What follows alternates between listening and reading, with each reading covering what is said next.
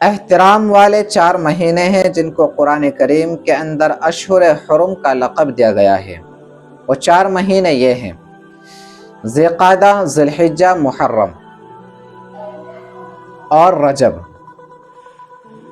اب رجب کا مہینہ چل رہا ہے، تو رجب یہ ان احترام والے مہینوں میں سے ایک ہے۔ ان احترام والے مہینوں کے اندر انسان جو بھی عبادت کرے گا اور ایام کے مقابلے میں اس عبادت کا ثواب زیادہ ملے گا، کیونکہ یہ احترام والا مہینہ ہے۔ اللہ تبارک و تعالیٰ نے ان کو اشہر حرم کہا ہے۔ لیکن اس مہینے کے اندر بھی، احترام والے مہینے میں بھی، کچھ بدعات اور رسومات کو انجام دیا جاتا ہے اور لوگ گناہ کماتے ہیں، گناہ کے کام کرتے ہیں بدعات کو انجام دے کر کے۔ جیسا کہ اب 22 رجب المرجب آ رہا ہے، تو کچھ لوگ اور ہمارے کچھ مسلمان بھی اس بدعت کے اندر شریک ہوتے ہیں اور کنڈے بناتے ہیں اور ان کو تقسیم کیا جاتا ہے۔ تو ان کنڈوں کی حقیقت کیا ہے؟ کیا کنڈے بنا سکتے ہیں؟ اس طرح یہ کام کر سکتے ہیں، تقسیم کر سکتے ہیں یا نہیں؟ تو سب سے پہلے دیکھتے ہیں کہ کنڈے کیوں بنائے جاتے ہیں، اس کے پیچھے کا مقصد کیا ہے، وجہ کیا ہے، آخر یہ کیوں بنائے جا رہے ہیں۔ تو جب ہم دیکھتے ہیں تو جو لوگ کنڈے بناتے ہیں اور تقسیم کرتے ہیں، ان کا ماننا یہ ہے کہ 22 رجب المرجب کو امام جعفر صادق رحمۃ اللہ علیہ کی وفات ہوئی تھی، تو ہم ان کے ایصال ثواب کے لیے کام کرتے ہیں۔ تو اب کیا یہ بات صحیح ہے کہ 22 رجب المرجب کو امام جعفر صادق رحمۃ اللہ علیہ کی وفات ہوئی تھی؟ تو جب ہم تاریخ کا مطالعہ کرتے ہیں تو پتہ چلتا ہے کہ امام جعفر صادق رحمۃ اللہ علیہ کے 22 رجب المرجب نہ تو تاریخ پیدائش ہے اور نہ ہی تاریخ وفات ہے، بلکہ ان کی تاریخ پیدائش 8 رمضان المبارک 40 ہجری یا 43 ہجری ہے، اور تاریخ وفات شوال 148 ہجری ہے۔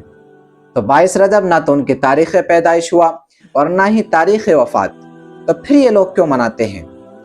اب اس کے پیچھے کا جو مقصد ہے، اس کی آڑ میں جو ان کا مقصد ہے، وہ اس کو انجام دیتے ہیں۔ ان کا مقصد کیا ہے؟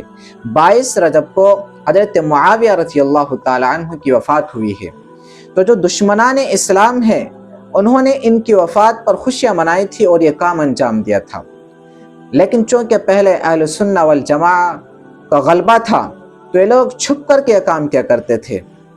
جب ان لوگوں کو پتہ چلا تو انہوں نے یہ کہا کہ ہم امام جعفر صادق رحمۃ اللہ علیہ کی وفات پر یہ کام کرتے ہیں، ان کے ایصال ثواب کے لیے کرتے ہیں، یہ کہہ کر کے انہوں نے پیچھا چھڑا دیا۔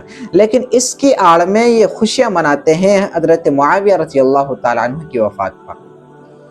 اب دیکھو، ایک مسلمان ایک صحابی رسول صلی اللہ علیہ وسلم کی تاریخ وفات پر خوشی منا سکتا ہے؟ نہیں منا سکتا۔